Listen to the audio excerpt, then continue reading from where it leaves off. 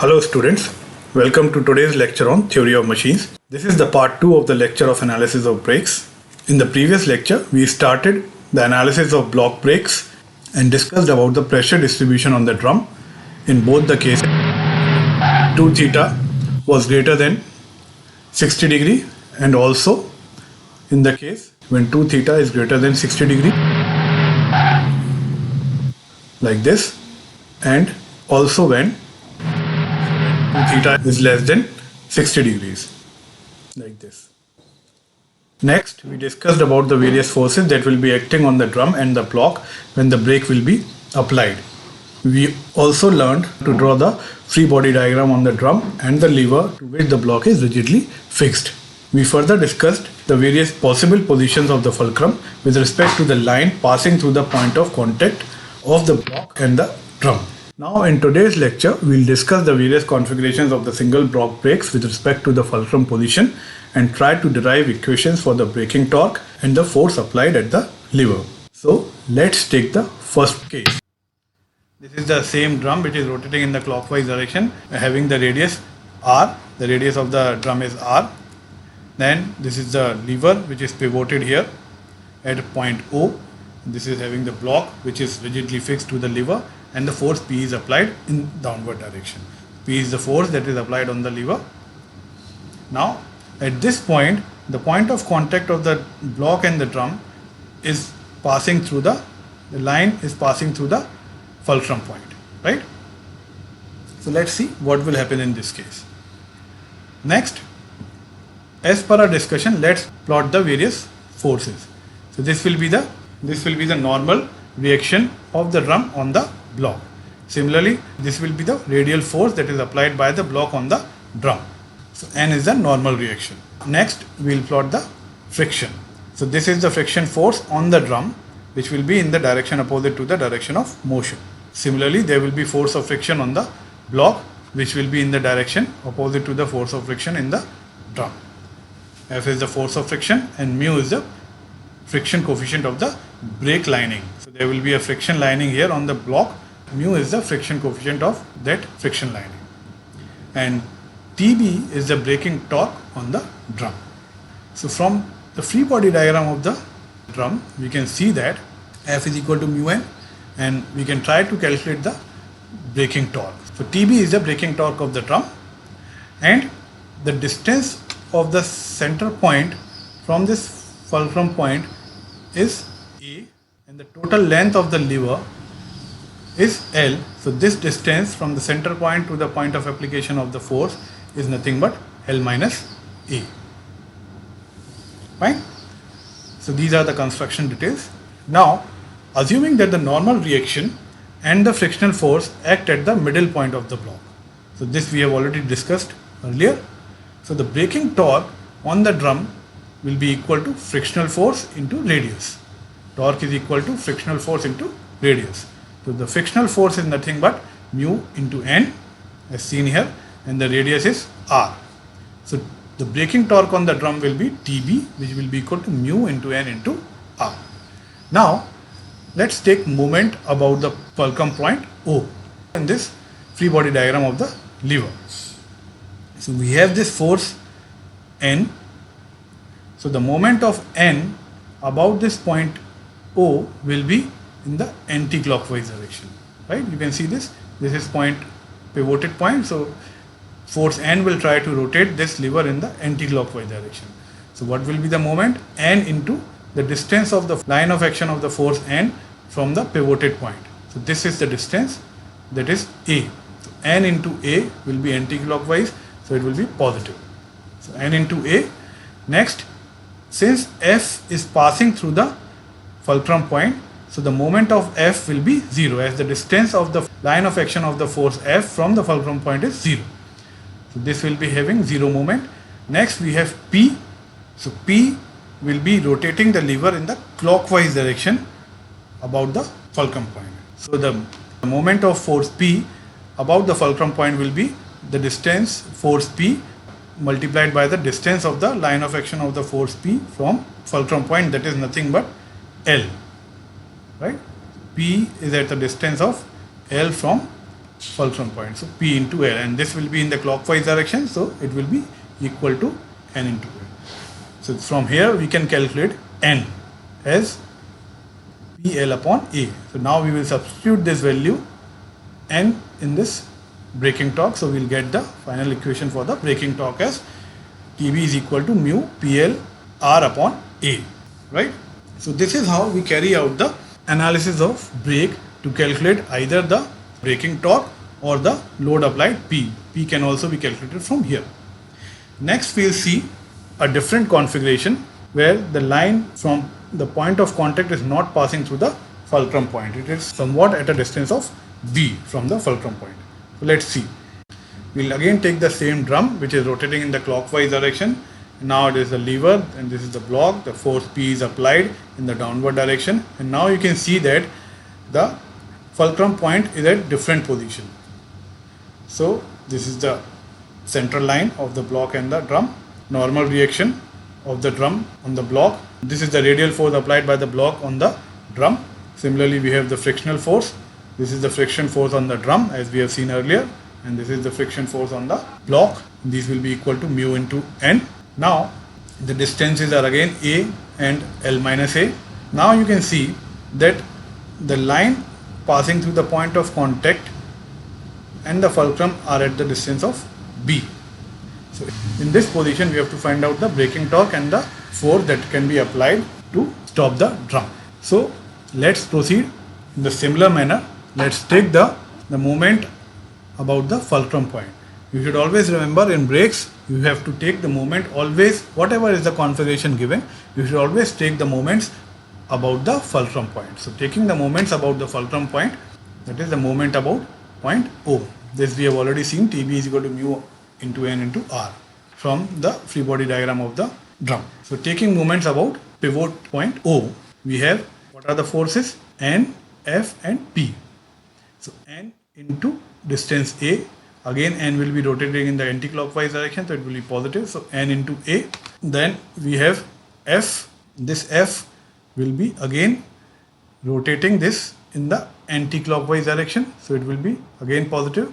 The distance of the line of action of the frictional force F from this fulcrum is B. So the moment of friction force F will be F into this distance B. So this will be mu N into B. Similarly, again we have P. So P will be again rotating this lever in the clockwise direction about the point O. So this will be negative. So it will be taken on the other side. So the moment of P is P into this distance L. So this will be the equation of moment. So from here we will try to find out the value of N. We will take N is common here in both these. So we will take it outside. We can write this equation like this. So from here we can calculate N. N is equal to PL upon A plus mu B. So this value can be put in the equation of braking torque. So we can get the braking torque as TB is equal to mu PL R upon A plus mu B. This equation will also give us the value of P, the value of load that should be applied to stop the drum. That is given as P is equal to N into A plus mu B divided by L. This is the equation for load applied. Now, this was the case when the drum was rotating in the clockwise direction. Now suppose that in the similar position of the fulcrum, if the drum is rotating in the anti-clockwise direction, then what will happen? So let's see it. This is again the drum, then you have the lever, then you have the distance B, the line passing through the point of contact is at a distance B from the fulcrum. Then these are the forces will be same, only the frictional force will be changed. So the normal reaction will be same as earlier. Now since this drum is rotating in the anti-clockwise direction, so the velocity suppose at this point will be in this direction, means towards left. So the force of friction in this case will be acting on the right direction. As the drum is rotating in the anti-clockwise direction, this will be the direction of rotation of drum. So force of friction will be acting in the opposite direction, that is towards right. So this will be the direction of force of friction on the drum. So force of friction on the block will be in the direction opposite to the force of friction on the drum. So this will be the force of friction on the drum, right? So, and both the force of friction will be equal to mu into n as per the Coulomb's friction. Now again the distances are a and L minus a. Now let us try to take the moment about the point O. Taking moment about the point O, N will again rotate this lever in the anti-clockwise direction, and the moment of force N will be N into distance A. Now P will again rotate in the clockwise direction, so moment of P will be P into L negative. Again we can see this, the moment of force F in this case will be in the clockwise direction. This force F will move this lever in the clockwise direction about the point O. So the moment of force F will be force F into this B in the clockwise direction. So it will be negative. So the equation will be something like this. N into A in the anti-clockwise direction will be equal to P into L in the clockwise direction plus F into B in the clockwise direction. So this will be the equation of moment. From here again we will try to find out the value of N as done previously. So N will be equal to, this will be taken on this side, mu NB will be taken on the left side. So N into A minus mu B will be equal to PL. So N will be equal to PL upon A minus mu B. So what is the difference? This difference is just the sign of the friction force. So this frictional force is just changing the sign. So N will be equal to PL upon A minus B. Here N was PL upon A plus mu B. Here the N is equal to PL upon A minus mu B. So this will give us the torque as TB is equal to mu PL R upon A minus mu B, and similarly this will give us the value of applied force P as N A minus mu B upon L. This is a very significant equation and we have some outcomes from this equation. So let's see them. So this was the situation. The drum is rotating in the anti-clockwise direction and the line passing through the point of contact is at a distance of B from the fulcrum point. So in this situation we obtained the equation of P as N A minus mu B divided by L. Now in this equation, if suppose A is equal to mu B or A is less than mu B, if A is equal to mu B, then what will happen? P will become 0 or P will become negative if A is less than mu B. And what this implies? This implies that the force needed to apply this brake is virtually 0. That is, once the contact is made between the block and the drum, the brake is applied itself. This means that no external force is required to apply the brake, and hence this brake is known as self-locking brake. Self-locking brake are generally not desired.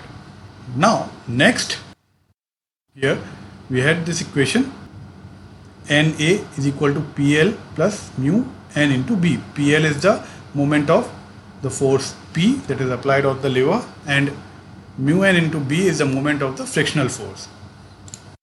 In this equation NA PL plus mu N into B, what we see here? We see here that the moment of the force P is aided by the moment of the frictional force. That means the moment of the frictional force is aiding the moment of the applied force. What does this mean? That the frictional force is actually helping the applied force. So this implies that the force P required to apply the brake decreases due to the frictional force. Or in other words, the frictional force helps to apply the brake. So this type of brakes are known as self-energizing brake.